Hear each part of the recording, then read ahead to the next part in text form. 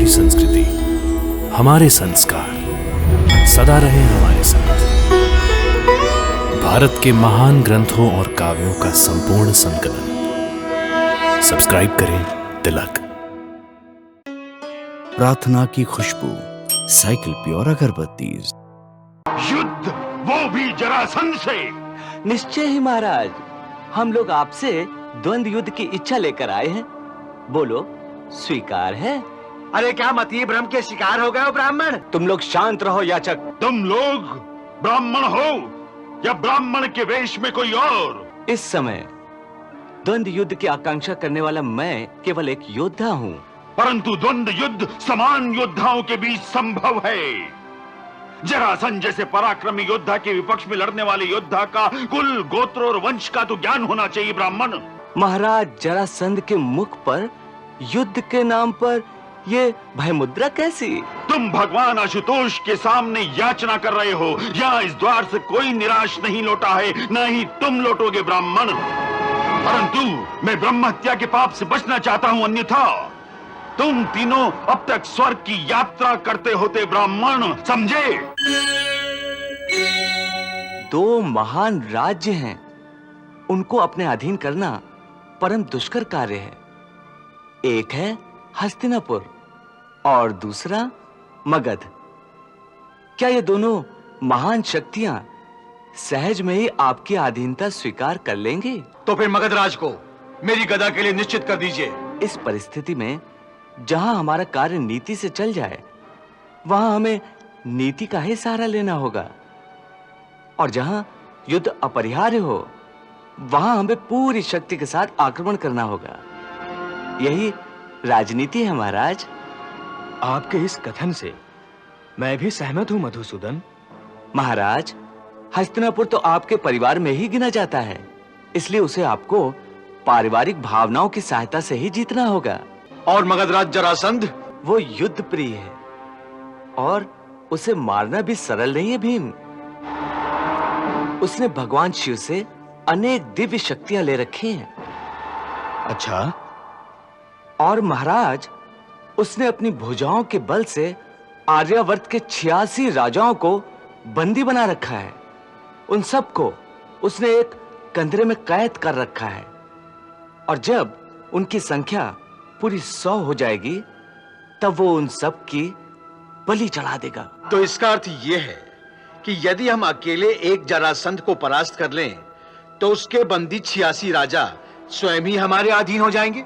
निश्चय ही, परंतु इंद्रप्रस्थ के पास इतनी बड़ी सेना ही नहीं है कि मगध राज्य पर आक्रमण करके उसे हराया जा सके। तो फिर इसका उपाय क्या है मधुसूदन? उपाय तो एक ही है। वो एक वीर है। अगर उसे द्वंद्व युद्ध के लिए ललकारा जाए, तो वो कभी इनकार नहीं करेगा। इसलिए मल्ल युद्ध में ही उसे परास्त किया जा सकता है, क्योंकि उसका शरीर 2 टुकड़ों से जुड़कर बना है। मल्ल युद्ध में उसके शरीर के 2 भाग करके अलग-अलग फेंक देना होगा, तभी वो मारा जा सकता है। और मेरी दृष्टि में यह कार्य केवल भीम ही कर सकते हैं। तो भीम को जाने की अनुमति है?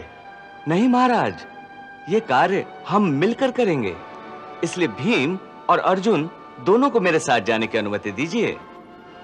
आपके साथ रहते इन दोनों की अवश्य ही विजय होगी यदुकुल भूषण। पार्थ, जरासंध आशुतोष भगवान शंकर का मस्तकाभिषेक प्रतिदिन करता है। इस समय भी वो यहीं पर है। तो क्या वो शिव भक्त है मधुसूदन? हाँ, इसलिए तो उसे भगवान शंकर की कृपा से अमोघ अस्त्रों की प्राप्ति हुई है। पर मुझे संदेह है कि वो हमारे द्वंद्व युद्ध के प्रस्ताव को स्वीकार कर लेगा। तुम जरासंध को नहीं जानते भीम। मैं उससे भली भांति परिचित हूँ। उसने आज तक किसी भी योद्धा को ललकारने पर निराश नहीं किया। यदि ऐसा है, तो वो निश्चित ही एक वीर है। वीर ही नहीं, वो एक महादानी भी है। देखते नहीं मंदिर के बाहर याचकों की भीड़।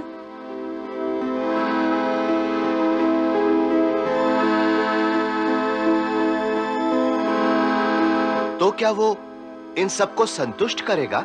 निश्चय ही पार्थ। और हमें भी इन्हीं याचकों की भीड़ में जाकर खड़े हो जाना पड़ेगा। तो चले।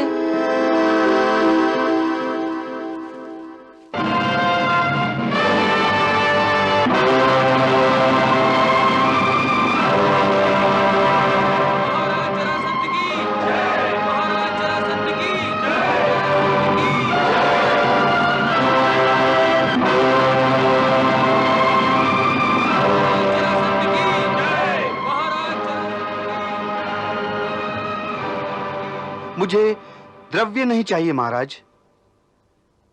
तो फिर क्या चाहिए? अपनी इच्छा कहो ब्राह्मण। महाराज, मैं गंगोत्री से आया एक वेद पाठी ब्राह्मण हूं। मैं आपके राज्य में एक गुरुकुल की स्थापना करना चाहता हूं। मुझे इस कार्य के लिए भूमि की आवश्यकता है महाराज। महामंत्री, आज्ञा महाराज। इन आचार्य ब्राह्मणों के लिए तत्काल भूमि की व्यवस्था की जाए और ध्यान रहे कि राजकोष से इस गुरुकुल का सारा भार वहन हो। जो आज्ञा। प्रणाम स्नातक ब्राह्मणों, ये द्रव्य स्वीकार करें आप। नहीं राजन, दान का अर्थ केवल द्रव्यदान नहीं होता। तो फिर आप अपनी कामना कहें ब्राह्मण। महाराज, हम ये जानते हैं कि आप महादानी हैं, हर याचक की इच्छा पूरी करने वाले नरेश हैं, एक धर्मशील सम्राट हैं। इसमें कोई संदेह है ब्राह्मण? नहीं राजन, जिस प्रकार सूर्य के प्रकाश में, जल की तरलता में और वायु के सर्वव्यापी होने में कोई संदेह नहीं किया जा सकता, उसी प्रकार आपकी वाणी भी संदेह रहित है महाराज। मनोबल बढ़ाने की आवश्यकता नहीं है ब्राह्मण। अपनी आवश्यकता बताओ, तुम्हें क्या चाहिए? स्त्री, वस्तु, द्रव्य अथवा कुछ और? नहीं राजन, नहीं। ये सब भौतिक सुख तो संसार में पीड़ा के कारण मात्र हैं। हम ये सब आकांक्षा लेकर यहां नहीं आए हैं। तो फिर ऐसी कौन सी आकांक्षा है जिसे जरासंध पूरा नहीं कर सकता ब्राह्मण? बताओ, तुम्हारे मन में ऐसी कौन सी लालसा है जो तुम्हें यहां खींच कर लेकर आई है? लालसा तो केवल एक ही है महाराज। वो क्या है? युद्ध, केवल युद्ध। युद्ध? युद्ध, वो भी जरासंध से? निश्चय ही महाराज, हम लोग आपसे द्वंद्व युद्ध की इच्छा लेकर आए हैं। बोलो, स्वीकार है? अरे क्या मतीय भ्रम के शिकार हो गए हो ब्राह्मण, जो महाराज जरासंध जैसे महाबली से युद्ध करना चाहते हो? तुम लोग शांत रहो याचक। तुम लोग ब्राह्मण हो या ब्राह्मण के वेश में कोई और, पहले ये निश्चित हो जाए। इस समय द्वंद्व युद्ध की आकांक्षा करने वाला मैं केवल एक योद्धा हूं। परंतु द्वंद्व युद्ध समान योद्धाओं के बीच संभव है।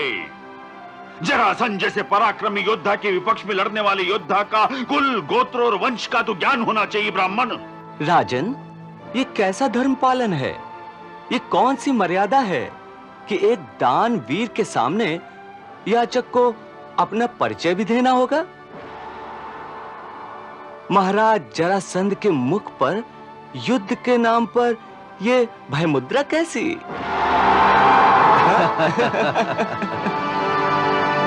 ये भय मुद्रा नहीं है ब्राह्मण, कतई भय मुद्रा नहीं है। तुम भगवान आशुतोष के सामने याचना कर रहे हो। यहाँ इस द्वार से कोई निराश नहीं लौटा है, न ही तुम लौटोगे ब्राह्मण।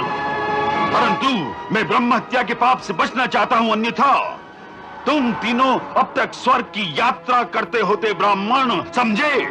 समझा। महाराज, आप तो हमारे इस वेश से भयभीत हो रहे हैं, परंतु ये वस्त्र तो हम कभी भी त्याग कर सकते हैं। द्वंद्व युद्ध तो भुजाओं के बल से लड़ा जाता है राजन। तो क्या तुम अब तक जरासंध की भुजाओं के बल से अपरिचित थे ब्राह्मण?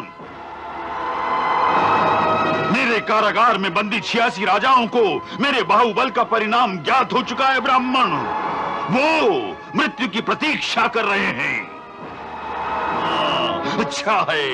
अच्छा है ब्राह्मण, तुमसे एक संख्या और बढ़ जाएगी। हाँ, मुझे ज्ञात है। अत्याचार और अभिमान की इसी पराकाष्ठा ने उन राजाओं को अमानवीय यातनाएं भी दी हैं। मुझे यह भी ज्ञात है कि उनकी स्त्रियों को बलात् तुम्हारे महलों में रखा गया है। क्या यह अपराध नहीं है महाराज जरासंध? नहीं ब्राह्मण, कतई नहीं।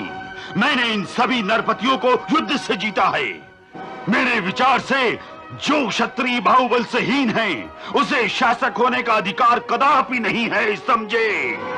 इसीलिए तो हम आपके बाहुबल की परीक्षा के लिए यहाँ आए हैं। सावधान सावधान सावधान स्नातक, तुम क्या मुझे युद्ध के लिए ललकारते हो? युद्ध के लिए नहीं महाराज, द्वंद्व युद्ध के लिए। युद्ध में तो कई ऐसे लोग भी मारे जाते हैं जो बेचारे निर्दोष होते हैं। आप हम तीनों में से किसी एक को चुन सकते हैं महाराज जरासंध। महेश्वर साक्षी है ब्राह्मण, मैंने आज तक किसी योद्धा को दंत युद्ध के लिए ललकारने पर विमुख नहीं किया है। फिर भी मैं तुमसे पूछ लेना चाहता हूँ, क्या तुम्हें मृत्यु का भय नहीं है? मृत्यु का भय और मृत्यु की बातें तो कायर और निर्वीर लोग करते हैं महाराज। मुझे ऐसा लग रहा है कि मृत्यु भय आपको आहत कर रहा है। हे कटुभाषी स्नातक, सत्य कहो, तुम कौन हो? तुम कोई भी हो, पर निश्चित रूप से ब्राह्मण नहीं हो। ये भी पता चल जाएगा। हम कोई पहली बार तो मिल नहीं रहे। क्या कहा? तुम हमसे पहले भी मिल चुके हो, परंतु कहां ब्राह्मण? वहीं मथुरा में। मथुरा में? हाँ, मथुरा में। तुम्हारे दामाद कंस की मथुरा में। क्या इतनी शीघ्र भूल गए जरासंध? मैं वही यदुवंशी कृष्ण हूं। कृष्ण? कृष्ण? हाँ, कृष्ण। और ये हैं पांडुपुत्र भीम, और ये हैं अर्जुन। अच्छा, तो अब दरिद्र याचकों का भेष धारण करके आए हो कृष्ण। अगर तुम अपने सहज भेष में भी आते ना कृष्ण, तो जरासंध पीछे नहीं हटता। मैं तो पहले ही संदेह में था कि क्षत्रियों जैसे गठीले शरीर और धनुष की डोरियां खींचने वाली ये उंगलियां कदापि ब्राह्मणों की नहीं हो सकती। भेष बदल कर आने से तुम्हारे मन में छुपी किसी कुटिलता का आभास होता है कृष्ण। कुटिलता रही होती तो तुम्हें द्वंद्व युद्ध के लिए नहीं ललकारता जरासंध। तुम क्या मुझे द्वंद्व युद्ध के लिए ललकारोगे कृष्ण? गुजरातरा के युद्ध में भाग चुके हो तुम। मैं एक भगोड़े को मारकर कलंकित नहीं होना चाहता हूं कृष्ण। तो फिर इन दोनों में से किसी का चुनाव कर लो।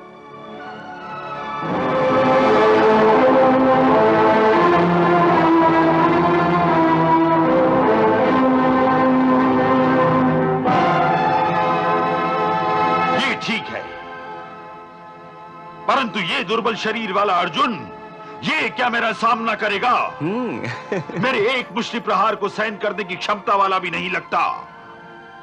हाँ, हो सकता है युद्ध में भीम कुछ क्षण जी ले। ये तो समय ही बताएगा कि कौन कुछ क्षण जी सकता है जरासंध। द्वंद्व युद्ध के लिए तुम वचनबद्ध हो चुके हो। पहले जाओ और अपने स्त्री कुल से अंतिम भेंट कराओ, और एक बार अपने राशि के भी दर्शन कराओ, ताकि मरते समय तुम्हारी कोई कामना शेष न रह जाए। भीम! उत्तेजित न हो राजन, मैं तुमसे द्वंद्व युद्ध के लिए तैयार हूं, और तुम्हारे राजमहल के सामने वाले चतुष्पथ पर मैं तुम्हारी प्रतीक्षा करूंगा, ताकि तुम्हारे मरण का महोत्सव तुम्हारे नगरवासी भी देख सके। भीम, मैं भी तुम्हें वहीं यम का द्वार दिखाऊंगा, समझे? हाँ।